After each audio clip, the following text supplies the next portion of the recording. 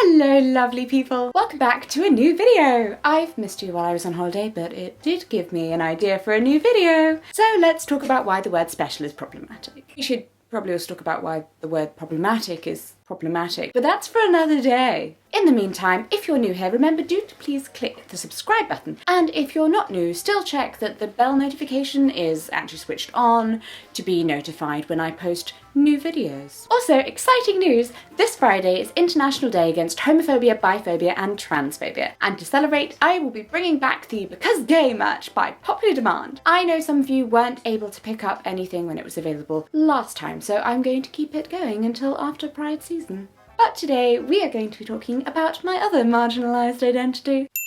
Spoiler, the title is ironic. Whenever I travel by air, I use something called special assistance. In the EU, if you're a passenger with a disability or reduced mobility, you are legally entitled to support when travelling. For free! You don't have to be disabled. Lots of older people use it, or people who have issues interacting and communicating with the general public. If you can't walk far, they'll bring you a wheelchair. You can't hear well, they'll provide either a little device that flashes when an announcement about your plane goes out, or they'll have a person to help guide you around. It's really amazingly helpful, and it means you have a less stressful journey. It's part of EU law, but similar passenger rights apply in other countries that I have been to, including the United States. However, we did have some troubles with it while we were flying between countries in Asia, as they either didn't have the service or wanted a fee or needed some kind of verification of disability, which... No, they don't give you a badge when you get diagnosed. My doctor didn't staple a letter to my forehead. It made me think about the word special though, particularly the term special needs. I'm going to do a lot of air quoting and I'm really sorry about that. It's a phrase that a lot of disabled people take issue with. Think about it. When I say special needs student, we tend to think of a child with a disability. When I say special needs teacher, we tend to think of an adult teaches children with disabilities rather than a disabled teacher. Special kids find special parents is the same thing. The idea that you need to be an amazing superhuman to care for a person with a disability, it's not great. It's not great. People say my wife is special for loving a disabled person as if that's something that 99.9% of humanity just wouldn't be able to do. Thanks to really go boost. When we think about it, special is a very othering word in any sense. To say that a person has special needs implies that you have to go above and beyond for them. That they're just as much bother as a celebrity guest who requests that you pick out all the green sweets, provide a basket of puppies, and sprinkle glitter in their path. Okay, that actually sounds amazing. Please do that for me. But special might just reveal a rather tragic view of people with disabilities. I mean, when we call someone special, we dissociate from them as much as we do from that celebrity. It's just, I'm normal, but you're special. Unlike the celebrity is not special in a good way. Are these needs really so special though? Is needing a ramp any different to the vegetarian asking for no meat on their plate? Well, okay, yes, in some ways. Disabled people did not make an active choice and they cannot pop out to the local shop to buy a replacement. Special people, or even the superhumans of the Paralympics advertising, subtly dehumanises those with disabilities, and I'm not saying that it is intentional, but inevitably, othering language creates a form of ranking. People with disabilities are often seen as less valuable than those who aren't disabled, and language reflects that, even if that isn't the intention. Of course, we can also see it in the way that language is used. For example, speaking to a person in a wheelchair as if they are a child. But, hang on.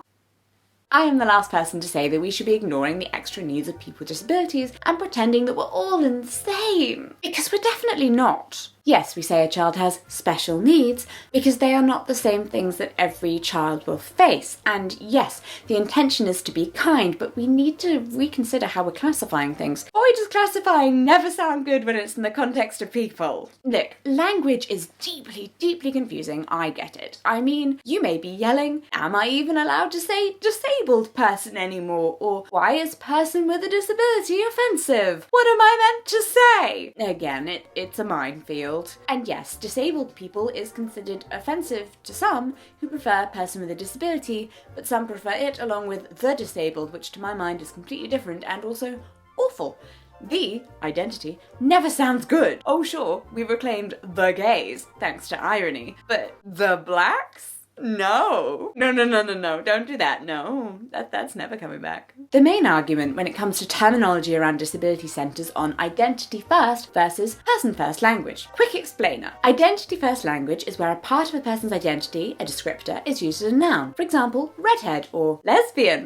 This frames the identity as being an important part of who the person is. Person-first language puts the identity or descriptor second after their personhood. For example, girl with red hair, girl who is a homosexual. This frames the identity as being just part of who that person is. When we're talking about these two types of language in the framework of disability, we're discussing whether disability is something that you have or something that is at the core of your identity. Okay, so the latter one we're talking about, person-first language, is the terminology many in North America will have heard of. Person with a disability, person of colour, person with diabetes, person who is homeless. It was formed as part of a shift away from outdated terms like handicapped or retarded, which, yes, is still offensive even if you think it's funny. Equally, spaz and mong. Shut your face. These older terms were once part of disability organisation and government agency names, awkwardly. For example, in 1975, the Education for All Handicapped Children Act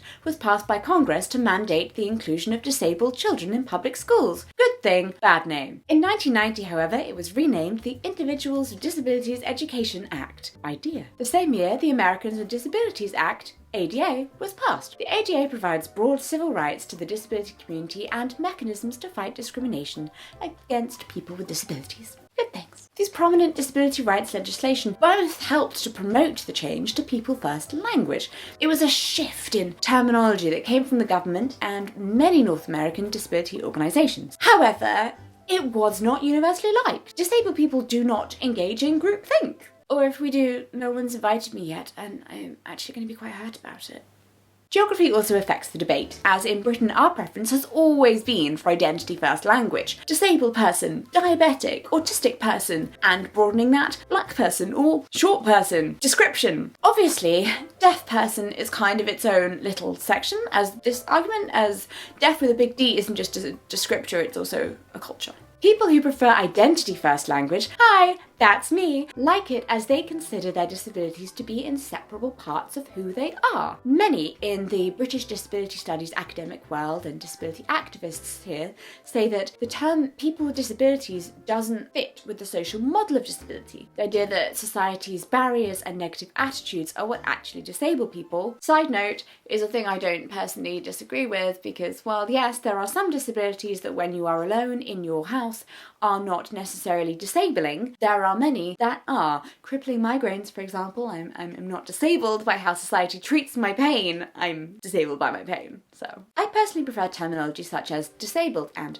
deaf because those are inherent parts of my identity, much like I am gay, a Quaker, or chatty. Identity-first language is particularly popular in the autistic community because for many autistic people they feel that their brain wiring is just part of who they are rather than being a defect. Thus, when you say autistic person, you're actually recognising, affirming and validating that person's identity. We're saying that being autistic is not in some way irreconcilable with being a valuable human being. When someone calls me a person with disabilities, I do cringe a bit inside. It kind of feels like they're taking all of the bits of me that they consider to be good and putting them at the start and then following it up with the bad bit. Don't worry, I see you for the amazing person you really are. Well, no, you don't then. There are obviously many other disabled people who disagree with me on this, and I am sure many of you watching will as well. Ultimately, disabled person is for me an acceptance that an individual is different from a non-disabled person, but that it isn't a tragedy. I don't want someone to be afraid or ashamed to recognise that